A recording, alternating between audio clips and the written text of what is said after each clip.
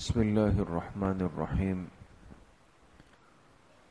زکوٰۃ سے متعلق بات شروع ہوئی تھی۔ زکوٰۃ اللہ پاک نے ہر قسم کے مال پر فرض نہیں کی، بلکہ اس کے لیے مخصوص اموال کو مقرر کیا گیا۔ یعنی ایسا نہیں ہے کہ انسان کے پاس اگر کوئی بھی چیز ہے اور کتنی بھی مقدار میں ہو تو اسے بہرحال زکوٰۃ دینی پڑے گی، ایسا شریعت نے نہیں فرمایا، بلکہ زکوٰۃ کے معاملے میں بہت آسانی کا اور راحت کا معاملہ فرمایا گیا۔ وہ اموال جن پر زکوٰۃ فرض ہو سکتی ہے وہ چار ہے۔ وہ چار اموال کیا ہے؟ سونا ہے، چاندی ہے، نقد رقم ہے اور سامان تجارت ہے۔ یہ چار چیزیں ہیں جن کو اموال زکوٰۃ کہا جاتا ہے۔ ان چاروں پر ہی زکوٰۃ فرض ہوتی ہے۔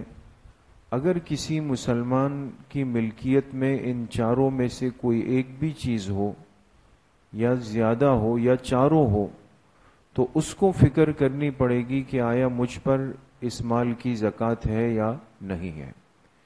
یا تو اس کے پاس سونا ہو، یا اس کے پاس چاندی ہو، یا اس کے پاس نقد رقم ہو، یا پھر اس کے پاس سامان تجارت ہو۔ سامان تجارت کہتے ہیں ہر وہ چیز جو انسان نے بیچنے کے لیے رکھی ہو، جیسے کوئی گاڑیوں کا کاروبار کرتا ہے، یا موبائل کا، یا پارٹس کا، یا کوئی بھی چیز جو دکان میں بیچنے کی غرض سے رکھی گئی، وہ سب کی سب چیزیں سامان تجارت کے اندر شامل ہوتی ہیں۔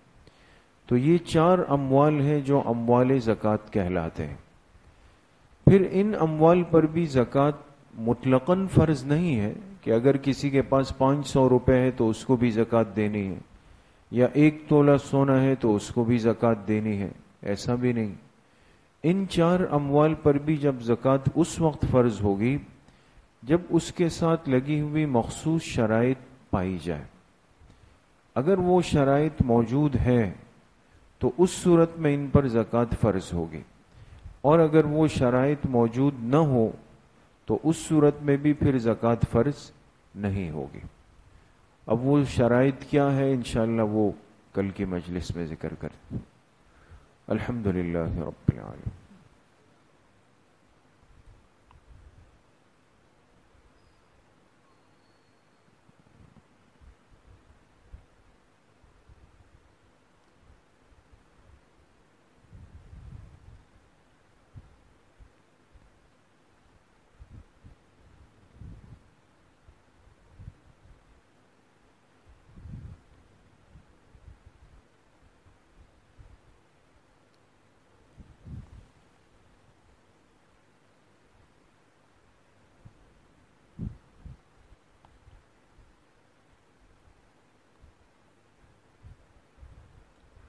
وصلی اللہ وسلم علی نبینا محمد وآلہ واصحابہ اجمعین برحمتک یا ارحم الراحمین۔